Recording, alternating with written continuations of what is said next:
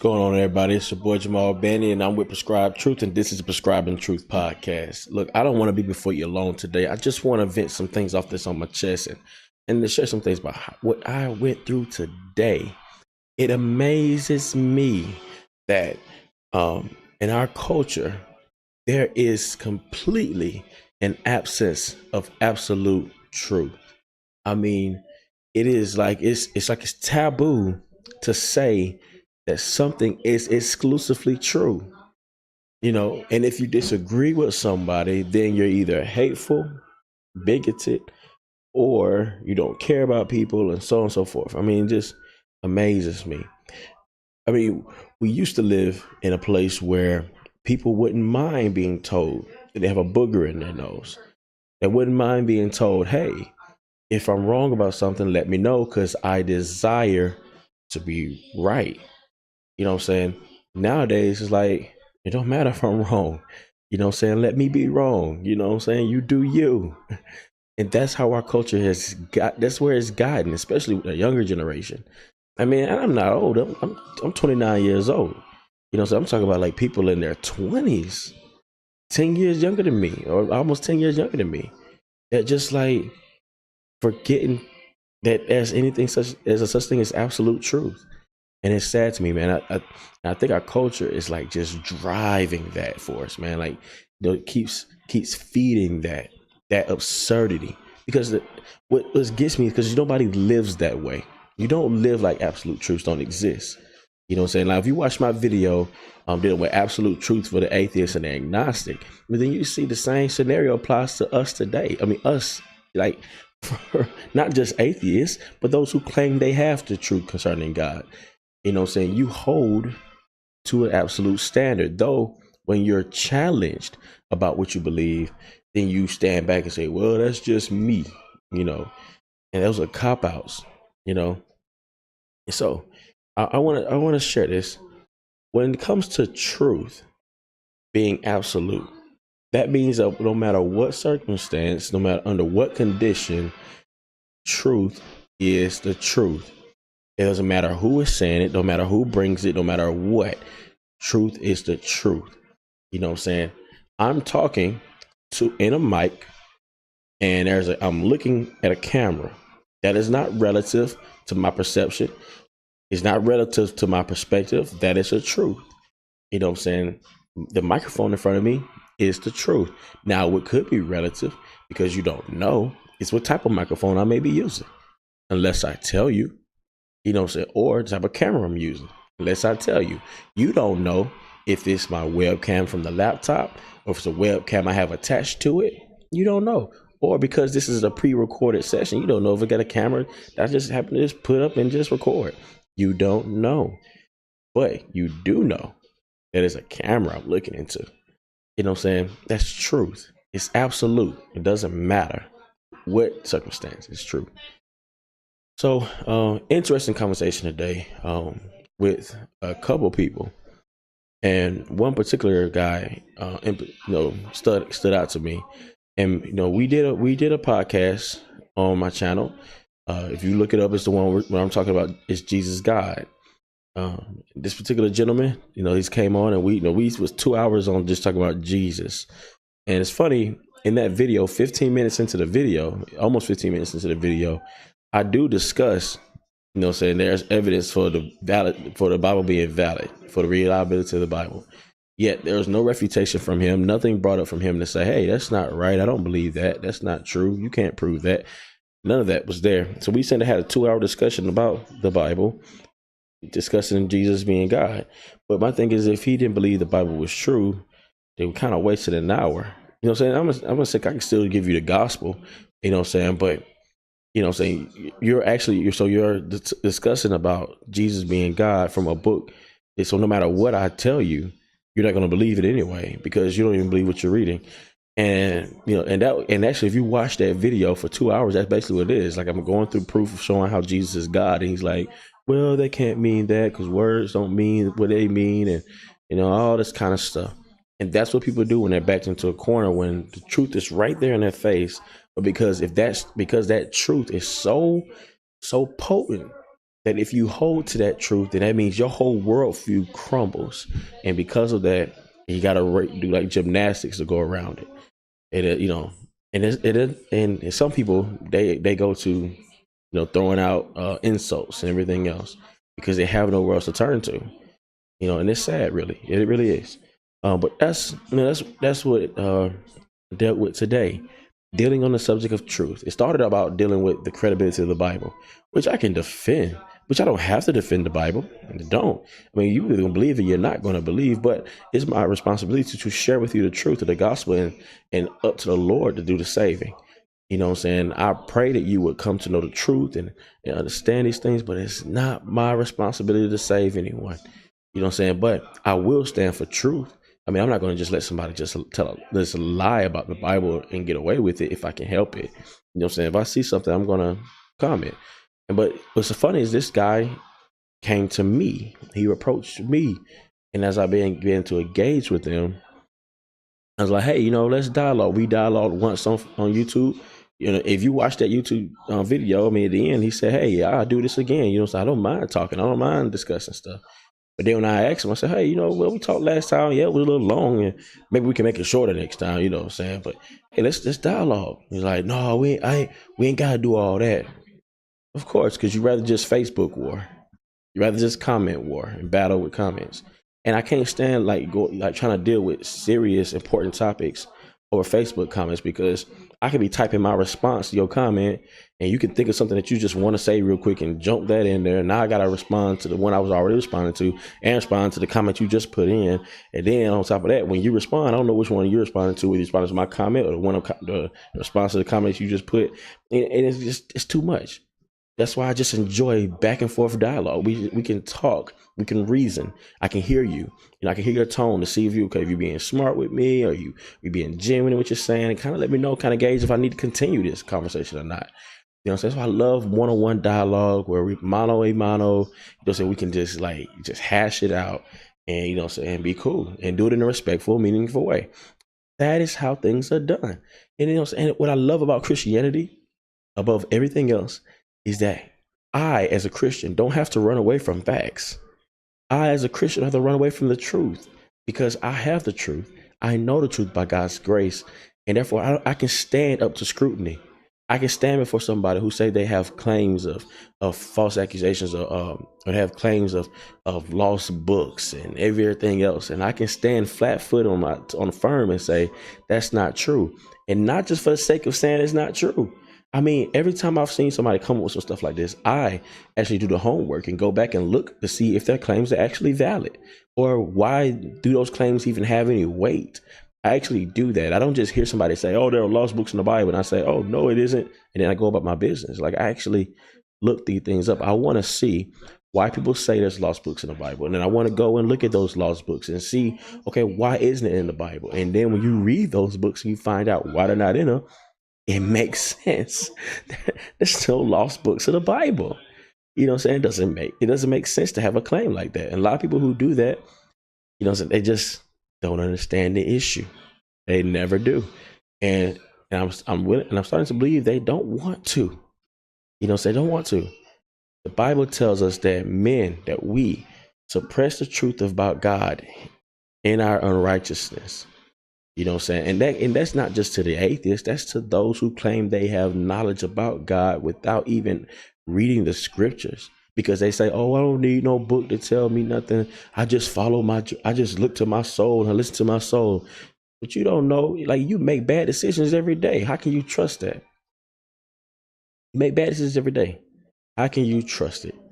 I guarantee you look at your life experiences and you say, oh man, there's some things I would have did differently. Why? Because you listened to yourself, you followed yourself, and then you made bad decisions. I'm thankful I'm not trying to follow my heart, because I know how deceitfully wicked my heart is. I know how deceptive it is. I'm not going to follow it,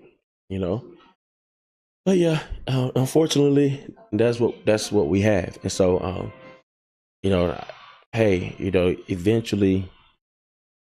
We can't do nothing about that. We can talk. I can talk to I turn blue in the face, or the case may be, but it ain't gonna help anything unless a person is willing to discuss things in a reasonable way. And so, yeah, that's the kind of day I had today. Um, so on this podcast, I want to stress the importance of truth. Truth matters. Truth matters. It's not your truth versus my truth. It is the truth, regardless. If your truth doesn't agree with the truth, not my truth, the truth, then the truth that you claim is truth is indeed false. You know what I'm saying? Two can't be the same at the same time. Two opposite opinions can't be true at the same time. For instance, let's see, let's do something that's very simple, right? This is a plug. Just a random plug I picked up, nothing special about it. Okay? The plug. Now, you may say that your truth is that this is actually a brush. Random, just a brush. Well, my opinion about this and somebody else saying that this is a plug, both of them can't be true. It can't be both a brush and a plug. I would not brush my hair with this. It will hurt and it ain't going to get anything done. Definitely gonna get no waves from it. But I definitely can put this in an outlet because it has prongs and it fits. One of them has to be false. Both cannot be true. So when it comes to the subject of God, you can't have this idea that everything, like no matter what you believe in, it's okay, it's the same God. Like, no, it ain't, because if you look at the religions, they are exclusively different. Islam is not the same as Christianity. Not the same. Buddhism is not the same as Christianity. Islam is not the same as Buddhism. You know what I'm saying? There's vast difference. You know what I'm saying? So to say stuff like that is completely erroneous. It's wrong. And there's this idea of judging. Got such a bad connotation, like to judge. You make judgments every day. The only thing that the scriptures tell us that we shouldn't judge is that we shouldn't make judges against people when we ourselves are doing those things that people are doing. You know what I'm saying? So I can't come to you and say, hey, you know what I'm saying, you're not living your life right if I myself are not looking to Christ. I can't. But I can say you're not living your life right because I know the truth of what Christ says how we should live. And so if I'm striving, therefore I can come to you and say, hey, you know what I'm saying, I need to repent because God says it's wrong. Not because I say it's wrong, but because God says it's wrong. And God is holy. Therefore we can make judgments. And other than that, let's take it off of sin and everything else. You make judgment calls every day. Judging in and of itself is not wrong. Wrongful and self-righteous judgment is wrong. But it's not wrong for a Christian to make a judgment concerning someone's actions, whether they be right or wrong. Now, for people who kill me with this, they always say, you can't judge somebody, you can't tell nobody they're wrong, A, B, and C. Go tell that to the rapist. In fact, go tell that to the guy go tell that to the court about the young man who went and shot up the school and killed 17 people. Go say that you can't say he's wrong. Go say it. See, you're not going to say that because you made judgments. You judged and said that man was wrong for going in and killing those people. And you'll be right in that. But why are you right? Because there's a holy and righteous God who gives us a standard in his law to tell us what is right and what is wrong. Without him, everything is given to subjectivities. Whatever you think is right, whatever you think is wrong. And therefore, you have no business to telling anybody else that they did anything wrong because you don't know what right and wrong is. That's the truth of the matter, folks. Whether you want to agree with that or not, whether you want to acknowledge it or not, makes no bit of difference. It doesn't take away from it being true. If a burglar comes in your home, covering your face with the cover and acting like you don't see him doesn't make him go away. He's still in your home, and he's a threat to your life or threatening to take things that belong to you. You covering your eyes doesn't make him go away. You know what I'm saying? So you refusing to acknowledge him in the house doesn't mean he's going to walk out and don't take anything. Sorry, doesn't work that way. You're going to have to deal with the fact that he's there. So same thing with his truth. Just regardless if you try to act like it's not there, you're going to have to deal with the fact that it's there and it's true. You know what I'm saying? Now there's so much evidence about the reliability of the Bible. It's ridiculous. When you judge, when I hear somebody say the Bible is not credible and I hear their reasoning, they always go back to one or two misconceptions. one or two misconceptions. One, the Bible is like one book, just one book. You know what I'm saying? Even and they do that because the Bible has a cover and a back. This is not a Bible. This is a regular book. This is a book written by one author. It has a front cover, it's a back cover. By the way, this book, Biblical Manhood. If I don't know if you can see it well. Yeah. A Guide to Biblical Manhood. Great book. I recommend it. So that's a book written by one author. One author for that book. The Bible is a collection of books. You know what I'm saying? Not one book. So the one misconception is the Bible is just one book written by people. You know what I'm saying? They came together, wrote the Bible, and there you have it. So I have people actually ask the question, what did people believe before the Bible was written?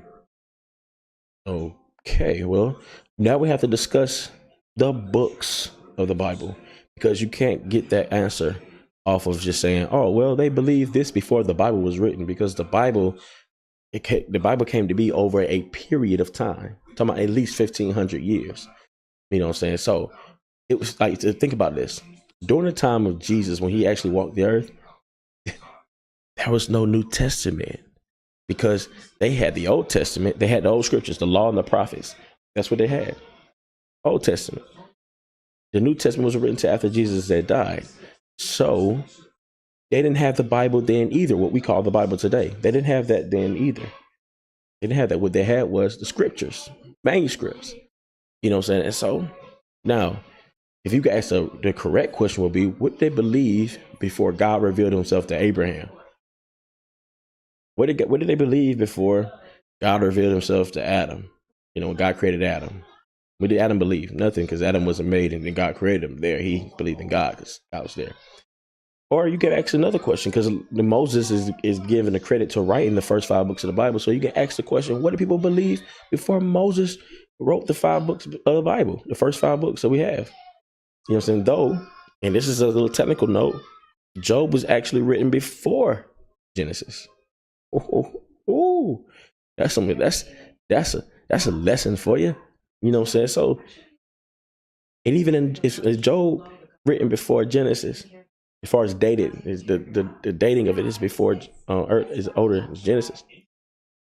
Then that means that people believed in the true God before Moses wrote the Bible. I mean, wrote the law and the prophet. I mean, the law. He didn't write the law and the prophets before he wrote the law, the first 5 books. You know what I'm saying? And that, you know, that says something. So that means that people did believe in God then. They believed in the one true God then. But to be honest, yeah, there was plenty of people who worshipped pagan gods. Even Israel. If you read the Old Testament, there's plenty of times they fell into worshiping pagan idols and got punished for it. So yeah, there's plenty of people worshiping things and worshiping other stuff before God would make himself known to certain people. But that doesn't mean that what they believe was true. Doesn't mean what they believe was valid. It doesn't mean that the God of the Bible is not valid because people believe in other stuff.